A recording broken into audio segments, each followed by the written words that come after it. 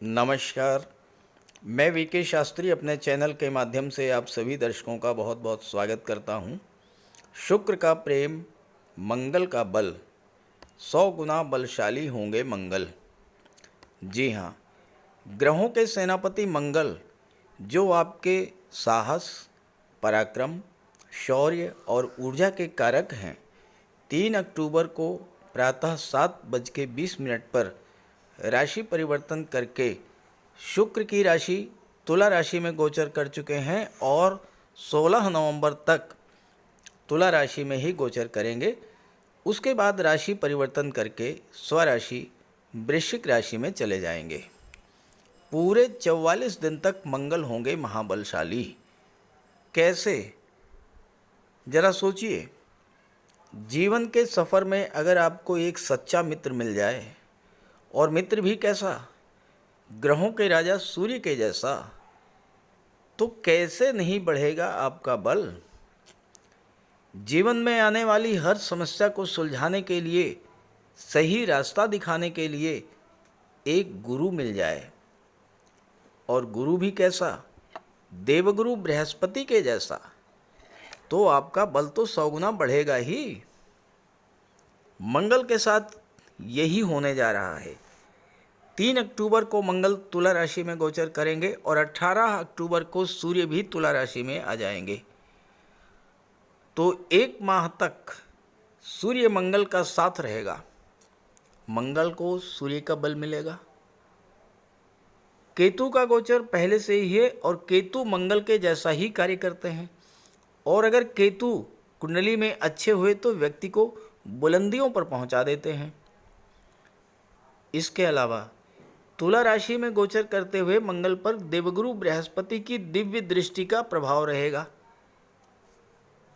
और सबसे बड़ी बात, शुक्र मंगल में 3-11 का संबंध बनेगा।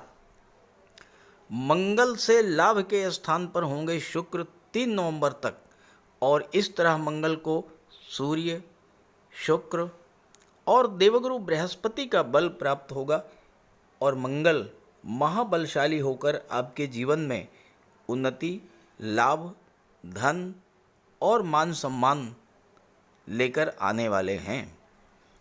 तो मंगल के इस राशि परिवर्तन का कुंभ राशि के जातकों के जीवन पर क्या प्रभाव पड़ेगा, इसी का विश्लेषण करेंगे इस वीडियो में।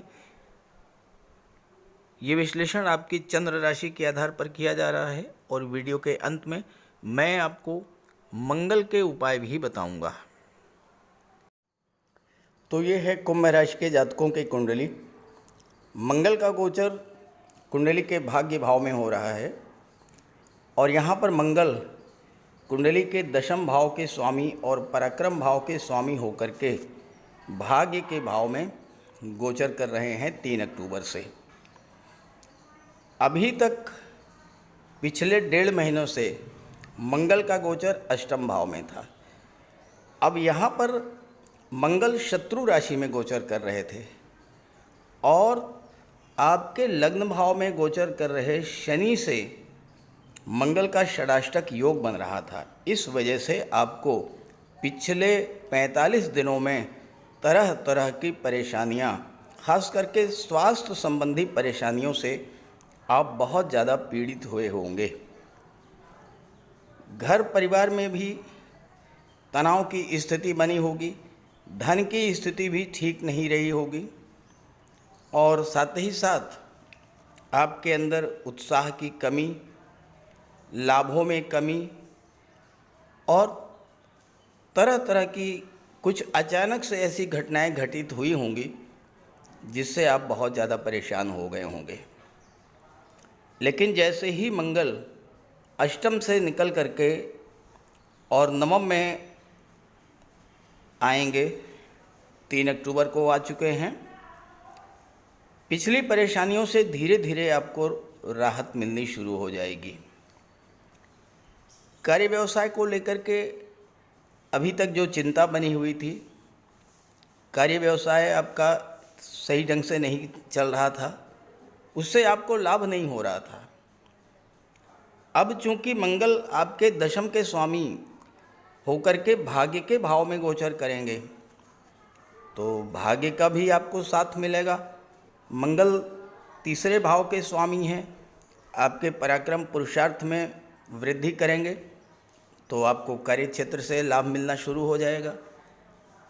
अब मंगल नवम भाव में भाग्य के लिए बहुत ज़्यादा अच्छे नहीं होते हैं, लेकिन जैसा मैंने बताया आपको कि 18 अक्टूबर को सूर्य भी मंगल के साथ गोचर करेंगे भाग्य के भाव में। और सूर्य जब भाग्य के भाव में गोचर करेंगे मंगल के साथ, अगले एक माह तक 16 नवंबर तक मंगल यहाँ रहेंगे और सूर्य भी मंगल के साथ रहेंगे, तो सूर्य भाग्य भाव को चमका देंगे। मंगल की दृष्टि 12वें भाव पर पड़ेगी। आपका भाग्योदय विदेश में होगा। आपके कार्य क्षेत्र का संबंध विदेश से बनेगा। सूर्य के आ जाने के बाद और गुरु की दृष्टि पड़ने के कारण आपका स्वभाव उत्साही होगा, पराक्रमी होगा और कार्य क्षेत्र के प्रति विशेष लगाव आपका बढ़ेगा।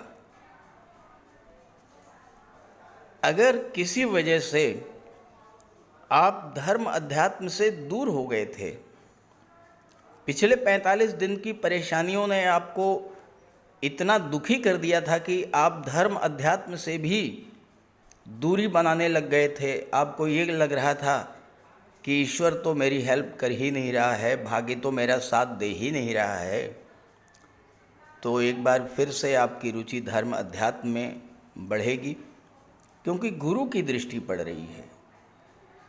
आपने जल्दबाजी में कोई डिसीजन ले लिया था और वो डिसीजन आपके लिए गलत सिद्ध हुआ, आप उसमें सुधार करने का भी आपको मौका मिल रहा है, क्योंकि गुरु जैसा मार्गदर्शक मंगल पर दृष्टि डाल रहा है। तो आपने कोई गलत निर्णय लिया भी है, उसमें आप सुधार करेंगे। और ख़ास करके मेडिकल के क्षेत्र में, सर्जरी के क्षेत्र में, राजनीति के क्षेत्र में आपको विशेष सफलता मिलेगी। मंगल के नवम में गोचर करने के कारण आप परंपरा से हटकर चलना पसंद करेंगे, कुछ नया करना चाहेंगे। स्वभाव से आप कठोर होंगे, लेकिन मंगल आपको धनवान भी बना देंगे, क्योंकि आप मंगल से काउंट कीजिए 1 2 3 4 5 6 7 8 9 10 11, मंगल से 11वें स्थान पर हैं शुक्र। 11वां स्थान लाभ का होता है, तो मंगल को शुक्र से लाभ होगा। शुक्र जहाँ पर गोचर कर रहे हैं उन चीज़ों से लाभ होगा। अब शुक्र तो धन के कारक हैं, तो मैंने जैसा बताया कि धन का लाभ तो होगा ही। सप्तम में शुक्र का गोचर है, आपके विवाह का भी योग बनेगा। आदमी जब परेशान होता है उसका स्वभाव चिड़चिड़ा हो जाता है। स्वभाव चिड़चिड़ा होने के कारण घर में, परिवार में कलह की, तनाव की स्थिति बनती है। क्रोध होने के कारण लड़ाई झगड़े होते हैं। लेकिन जैसे ही 3 अक्टूबर को मंगल भाग्य भाव में आए और शुक्र 2 अक्टूबर को सप्तम में आए, तो ये जो पिछली समस्याएं आपके दाम्पत्य जीवन में बन गई थीं, वो भी समाप्त होंगी। विवाह का भी योग बनेगा और विवाह आपका बहुत उत्तम कोटि का होगा, क्योंकि सूर्य राजा की राशि सिंह राशि में गोचर कर रहे हैं, सूर्य की राशि में गोचर कर रहे हैं। देखिए, मैं बात तो मंगल की कर रहा हूँ, लेकिन शुक्र को बीच में लाना जरूरी है, गुरु को बीच में लाना जरूरी है, सूर्य को लाना जरूरी है, क्योंकि तीनों ही ग्रह जो हैं वो मंगल को बल दे रहे हैं। आप परिवार के प्रति आपके जो कर्तव्य हैं उन्हें आप बहुत अच्छे से निभाएंगे। स्वभाव से आप महत्वाकांक्षी होंगे, दृढ़ निश्चयी होंगे, और चूँकि मंगल दशम के स्वामी हैं और सूर्य भाग्य भाव को चमका देंगे, तो आपको कोई बड़ा पद, कोई बड़ी प्रतिष्ठा आपको मिल सकती है। और इंजीनियरिंग के क्षेत्र में, सर्जरी के क्षेत्र में, मेडिकल के क्षेत्र में आप विशेष सफलता अर्जित करेंगे। मंगल दशम में दिग्बली होते हैं और भाग्य के भाव में गोचर कर रहे हैं, तो सीधी सी बात है कि भाग्य का सपोर्ट आपको मिलेगा। भाग्य के सपोर्ट से कार्य क्षेत्र में उन्नति होगी, भाग्य के सपोर्ट से आपको विदेश जाने का योग बनेगा, और भाग्य के सपोर्ट से ही आपका विवाह भी होगा। जीवन साथी से कोई वैचारिक मतभेद था, वो समाप्त होगा। मंगल की अष्टम दृष्टि जो है वो चौथे भाव पर पड़ेगी। अब चौथा भाव तो भूमि भवन प्रॉपर्टी का होता है और मंगल भूमि के कारक होते हैं। इस समय आपको पैतृक संपत्ति का लाभ मिल सकता है और हो सकता है कि आप स्वयं भी कोई प्रॉपर्टी खरीद करके अपनी पैतृक संपत्ति को और ज़्यादा बढ़ाएं। एक बात का ध्यान रखना है आपको कि मंगल जब भाग्य भाव में हैं, भूल करके भी आप पैतृक संपत्ति को विक्रय मत कीजिएगा। अगर आपने पैतृक संपत्ति को बेचना शुरू कर दिया तो फिर वो लगातार बिकती चली जाएगी, धीरे धीरे आपकी प्रॉपर्टी समाप्त हो जाएगी। इसलिए भूल करके भी आप प्रॉपर्टी को मत बेचिएगा। आपके मन में उच्च पद की लालसा बहुत अधिक बढ़ेगी, आत्मविश्वास आपका बढ़ेगा, और जिस भी क्षेत्र में आप कार्य कर रहे हैं यहाँ पर मंगल आपको सफलता दिलाएंगे। कार्य के प्रति आप अत्यंत गंभीर होंगे और आपको किसी तरह की लापरवाही पसंद नहीं होगी। चौथा भाव जो होता है ये राज सिंहासन को शो करता है, जनता को शो करता है। मंगल की दृष्टि चौथे भाव पर पड़ रही है, तो अगर आप राजनीति में हैं तो सत्ता और पद की प्राप्ति होगी, कैरियर ग्रोथ देखने को मिलेगा, व्यापार में स्थिरता और सामाजिक प्रतिष्ठा बढ़ेगी, और साथ ही साथ सत्ता के उच्च पदों पर बैठे हुए लोगों से आपके संबंध भी बहुत अच्छे होंगे इस गोचर काल में। तीसरा भाव छोटी छोटी यात्राओं का होता है और नवम भाव जो है ये बड़ी यात्राओं का होता है। अब तीसरे भाव में देवगुरु बृहस्पति गोचर कर रहे हैं और नवम पर दृष्टि डाल रहे हैं, तो आपको यात्राओं से लाभ मिलेगा। इस गोचर काल में भाग्य आपका पूरी तरह से साथ दे, भाग्य का फुल सपोर्ट मिले, इसके लिए आप कहीं ना कहीं तीर्थ यात्रा पर जरूर जाइएगा। कहीं ना कहीं कोई धार्मिक स्थान है, धार्मिक यात्रा पर जाइएगा। अपने घर में पूजा पाठ या कोई मांगलिक आयोजन कीजिएगा। और सबसे बड़ी बात, गुरु, पिता, सीनियर और बॉस, इनसे अपने संबंधों को बहुत सामान्य बना करके रखिएगा, क्योंकि मंगल क्रोध और उग्रता के कारक हैं, जल्दबाजी के कारक हैं। क्रोध में, जल्दबाजी में आपने कोई बात कह दिया और आपके पिता या गुरु नाराज़ हो गए, तो फिर भाग्य भी आपसे नाराज़ हो जाएगा। इस बात को आपको समझना है। तो भूल करके भी पिता और गुरु से संबंध खराब मत कीजिएगा। फिर देखिए, यही मंगल आपके लिए 45 दिनों में आपको बहुत कुछ देने जा रहे हैं। गुरु लाभ के भाव के स्वामी हैं, मंगल पर दृष्टि डाल रहे हैं, तो आपको हर तरह का लाभ प्रदान करेंगे। गुरु की दृष्टि पंचम पर पड़ेगी, मंगल पर दृष्टि डाल रहे हैं, विवाह का योग बन जाएगा, दाम्पत्य जीवन की कलवाहट दूर हो जाएगी। बस एक चीज़ का ध्यान रखना है कि मंगल के साथ केतु हैं, तो थोड़ा सावधान रहिएगा। आइए इस पर भी चर्चा कर लेते हैं। देखिए, मंगल के साथ 30 अक्टूबर तक केतु का भी गोचर होगा। 30 अक्टूबर को केतु अष्टम में आ जाएंगे। केतु मंगल के जैसा ही कार्य करते हैं, लेकिन केतु का अर्थ होता है बुलंदी, केतु का अर्थ होता है ऊंचाई, और केतु आकस्मिक घटनाओं को घटित करा देते हैं। अब अगर आपकी कुंडली में केतु और मंगल अच्छे हुए, अंश बल से मजबूत हुए, शुभ भाव में शुभ ग्रहों से दृष्ट हुए, तो ये मंगल केतु आपको बहुत ऊंचाई तक ले जाएंगे, बहुत बड़ा लाभ देंगे। लेकिन अगर मंगल और केतु खराब हुए तो ध्यान दीजिएगा कि मंगल और केतु की जो युति है ये एक्सीडेंट्स, चोट चपेट का कारक बनती है। मंगल और केतु की जब युति बनती है और अगर केतु खराब हुए तो ऑपरेशन की नौबत जरूर आती है। ध्यान रखिएगा, अगर आपका इस गोचर काल में ऑपरेशन होना हो 30 अक्टूबर तक, तो कोशिश करके आप 30 अक्टूबर की डेट को टाल दीजिएगा, ऑपरेशन उसके बाद ही कराइएगा तो ज़्यादा बेहतर रहेगा। दूसरी बात, मंगल और केतु की युति जब बनती है तो ये आपके क्रोध को बहुत अधिक बढ़ा देते हैं।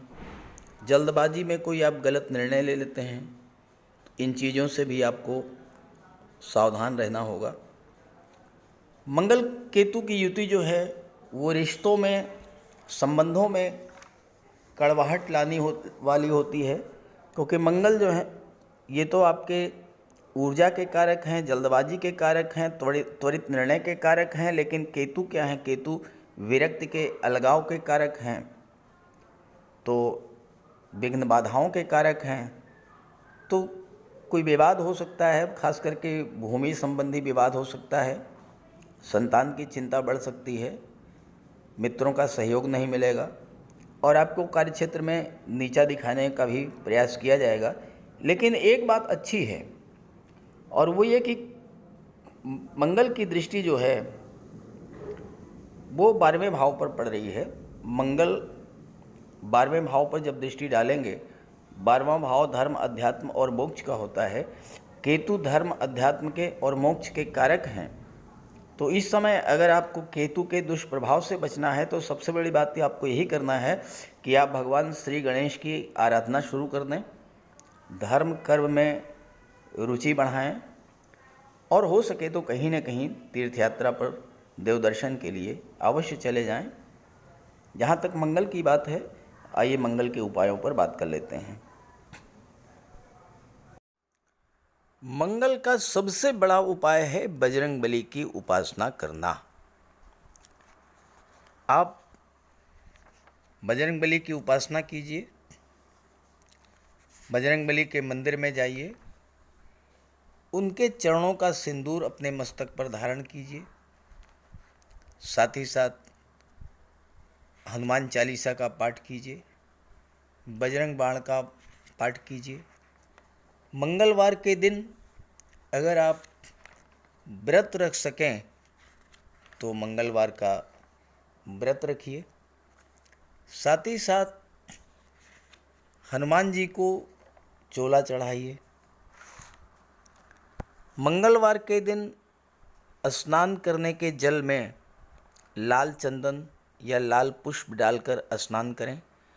स्नान करने के बाद लाल रंग के वस्त्र धारण करें। अगर नहीं कर सकते हैं लाल रंग के वस्त्र धारण, तो कम से कम एक लाल रुमाल अपनी जेब में जरूर रखें। मंगलवार के दिन मंदिर में जाएं, बजरंगबली के लड्डू का भोग लगाएं और गरीबों में बांट दें। घर की दक्षिण पश्चिम दीवार पर उड़ते हुए हनुमान जी का चित्र लगाएं। साथ ही साथ गरीबों में लाल वस्त्र, मसूर, गुड़, लाल चंदन, मिठाई, लड्डू, बताशे, रेवड़ी, ये सब बांटिए। मस्तक पर लाल चंदन का टीका लगाएं या हनुमान जी के चरणों का सिंदूर लगाएं। मंगलवार के दिन बंदरों को गुड़ और चना खिलाएं। बहते हुए जल में लाल पुष्प, तिल या गुड़ प्रवाहित करें और जेब में एक तांबे का सिक्का रखें। साथ ही साथ अगर आप मंगल के ये उपाय कर लेते हैं तो राहु भी नियंत्रित हो जाएंगे और शनि भी नियंत्रित हो जाएंगे, क्योंकि बजरंग बली की उपासना करने से राहु, मंगल और शनिदेव तीनों का ही उपाय हो जाता है। इसके अलावा एक चांदी की छोटी सी ठोस गोली चाहे आप जेब में रखें या चेन में पहन लें या ब्रेसलेट में लगा लें। अपने बैग में मोरपंख रखें और घर में भी मोरपंख लगा लें। मेन डोर पर, कार्यस्थल पर भी मोरपंख रखें, तो इससे राहु आपको परेशान नहीं कर पाएंगे। तो ये सब उपाय बहुत आसान हैं। सुंदरकांड का पाठ कीजिए, बजरंग बाण का पाठ कीजिए, हनुमान चालीसा का पाठ कीजिए। ऐसा कोई उपाय नहीं है जो आप नहीं कर सकते, और आप इन उपायों को कीजिए, फिर देखिए आपको कितना बड़ा लाभ मिलता है। नमस्कार।